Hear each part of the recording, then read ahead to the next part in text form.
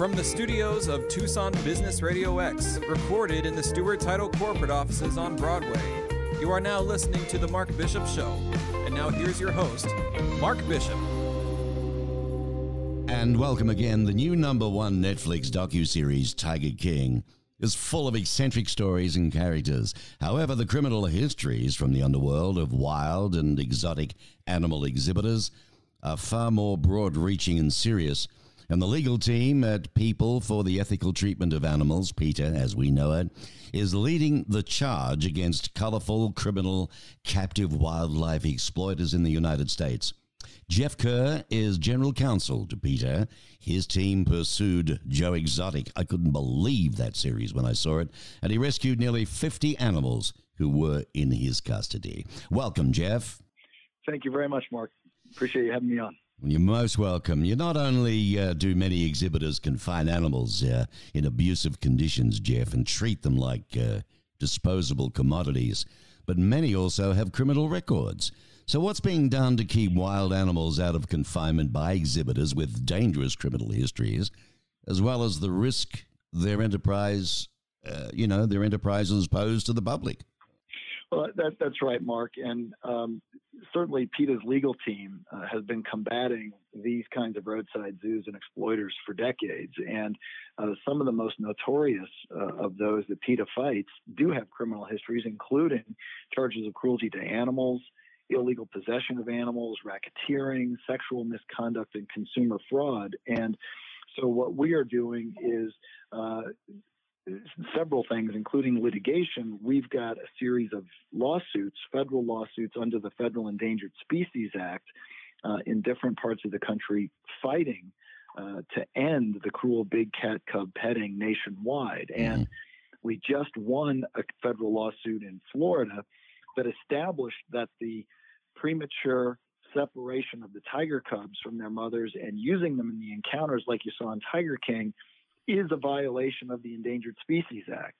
And we've also succeeded in getting the first of its kind preliminary injunction against Tim Stark, who was featured in Tiger King, in another Endangered Species Act case, prohibiting him from doing the separation and public encounters, but also prohibiting him from declawing these big cats, which is essentially it's cutting off their toes at the first joint, at the first knuckle, which is horribly painful and cruel and a violation of law.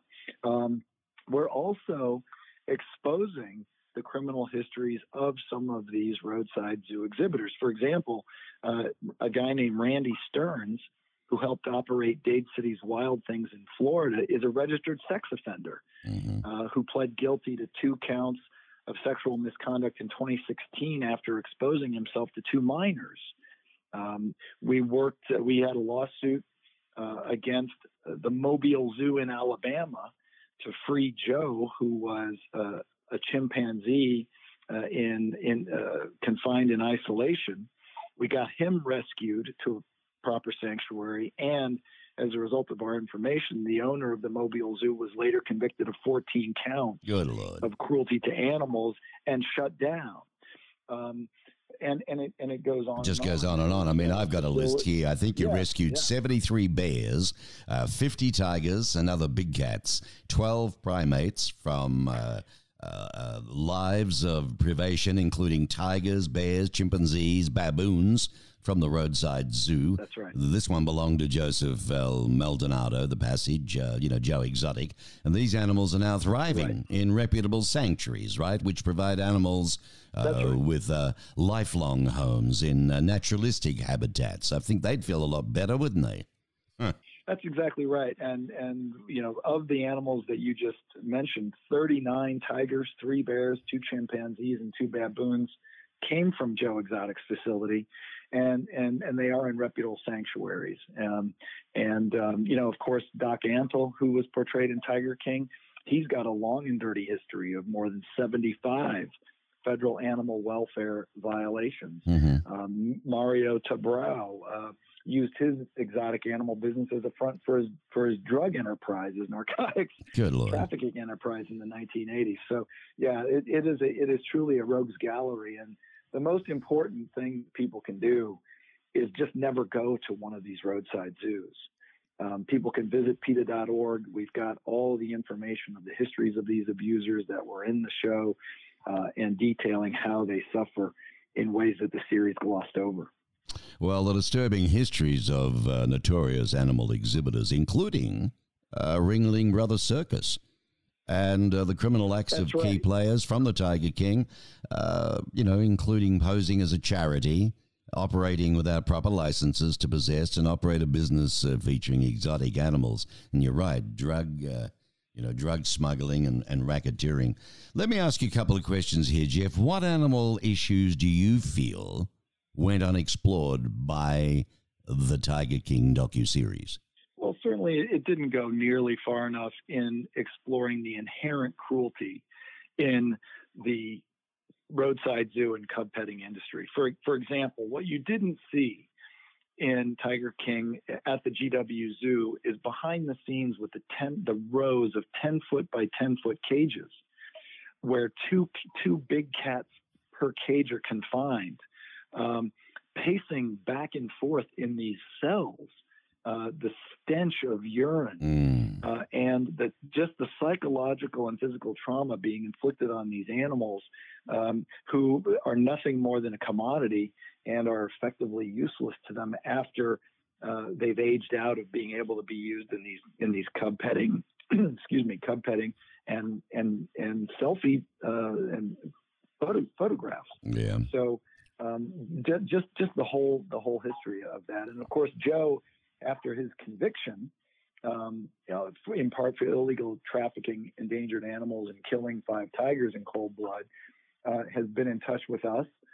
My colleague Brittany Pete, who is in Tiger King, and he reports to us that Doc Antle, when Tiger Cubs become useless to him, he gases them and cremates them at a facility on his property. No. So this is some of the stuff that's going on. Jeff Lowe, right, in the show, he's a convicted felon. He was convicted. He pled guilty to felony mail fraud for posing as domestic violence charity in 2008 in South Carolina, and his home in Las Vegas was raided in 2017 by authorities who seized 2 big cats in the lemur, where he didn't have the required license to have them. He was ordered to pay $10,000 and issued a stay out of trouble order, but he's violated that. And his case is still pending, and next hearing is due in June. So, it just goes on and on. Well, folks, I'm speaking with Jeff Kerr, if you've just joined us, because he's general counsel to PETA and its international affiliates for nearly 25 years now. And Jeff has built and leads the world's largest legal team working for animal rights. He's a good fella. So, circus exhibitors with criminal histories. Has PETA prevailed in any lawsuits against these exhibitors of late? Absolutely. Like I said, we just won that case. It was against against Dade City's Wild Things, or DCWT in Florida, where for the first time it established that the premature separation and use of these cubs in public encounters is a violation of federal law. The other cases are ongoing. We feel very confident about our ability to win our case against Tim Stark, and we've been instrumental working with law enforcement and other regulators trying to get these facilities shut down. The Mobile Zoo I mentioned is shut down. Certainly, you mentioned Ringling Brothers earlier. That's a facility that we got shut down after 35 years of protests and legal complaints. Well, that surprises me. I got to tell you. Yeah. Well, and they had, in addition to the animal abuse they were inflicting with beatings with bull hooks and whipping tigers, they had contracts with people that were charged with a stabbing, muggings, sexual assault, and a bank robbery, to name a few. Good Lord. Yeah.